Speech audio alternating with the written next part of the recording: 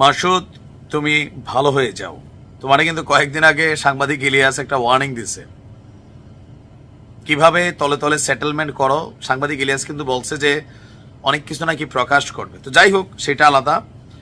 কিন্তু আজকে নতুন দল আত্মপ্রকাশের পর এই যে আমাদের ছাত্রদের মধ্যে ব্লুটুথ বয়, হাতিয়ার ব্লুটুথ বয় মাসুদ, হান্নান মাসুদ, তার একটা বক্তব্যকে ঘিরে তেলবাজির যে নমুনা, এই নতুন দলটাও তেলবাজ মুক্ত হতে পারবে না, এটাই আমার কাছে মনে হয়েছে। কেন বললাম, নাহিদ ইসলাম সর্বজনভাবেই এই মুহূর্তে বাংলাদেশে একটা তার গ্রহণযোগ্যতা আছে, মানুষ তাকে ভালোবাসে, পছন্দ করে। পলিটিক্যাল পয়েন্ট অফ ভিউতে কেউ তার বিরোধিতা করে, কিন্তু তাকে সবাই পছন্দ করে, একটা লেভেলে তার জনপ্রিয়তা আছে। নাহিদ ইসলাম গণতন্ত্রের ইমাম, এই যে মানে আধ্যাত্মিকতার একটা ব্যবহার আসলো, জুম্মায় 8 দিন হনে রাজনীতিতে আসছে। সে একজন ভালো লিডার, একটা অভ্যুত্থানের নায়ক হিসাবে কাজ করেছে, এজ এ টিম ওয়ার্কার, সরকারি উপদেষ্টা পদে ছিল, সব ঠিক আছে। কিন্তু নাহিদ ইসলাম গণতন্ত্রের ইমাম, এই শব্দটা চাটুকারিতা ছাড়া আমার কাছে তো মনে হয় না আর কিছু। একটা কথা আছে যে নেতা খারাপ হয় না, কর্মীরা খারাপ হয়। এখন নাহিদ ইসলাম যদি আগামী দিনের প্রধানমন্ত্রী হবে, প্রধান উপদেষ্টার প্রেস উইংয়ে যে আছে শফিকুল ইসলাম, তিনি বলেছেন যে ভবিষ্যতে প্রধানমন্ত্রী হিসেবে নাহিদ ইসলাম আসুক। আর আমরা এটা জানি যে এই দলটা যদি ক্ষমতায় যায় তাহলে নাহিদই প্রধানমন্ত্রী হবে। এখন কি আগামী দিনের মন্ত্রী পদের জন্য নাহিদের সাথে এই তেলবাজি? বিএনপিতে চলতেছে এক ধরনের চাটুকারিতা, আওয়ামী লীগের মধ্যে ছিল চাটুকারিতা, জামাতের মধ্যেও কিছু চাটুকারিতা আছে, তবে পরিমাণ একটু কম মনে হয় আর কি।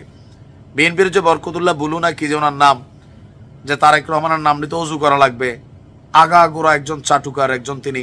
তারেক রহমান বলছে যে সব চাটাচাটি বন্ধ করো, এমন কোনো কথা বলুন না নেতা নিয়া যেটার মধ্যে মানুষের মধ্যে ইফেক্ট হয়।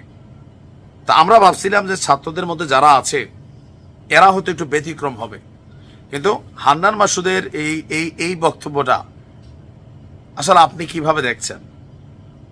আর আজকে একটু হতাশাজনক বিষয় হচ্ছে ছাত্রদের জন্য, আমার ধারণা এখানে 50,000 মানুষও হয় নাই, তারা 3 থেকে 5 লাখের আয়োজন করছিল।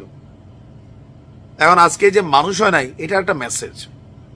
আবার যে মানুষগুলো দেখছেন এখানে সবাই যে তাদের লোক তাও না, কেউ আছে উৎসাহী জনতা, আবার যে রাজনৈতিক দলগুলো গেছে তাদের নেতাকর্মীরাও কম বেশি এখানে কিন্তু ছিল।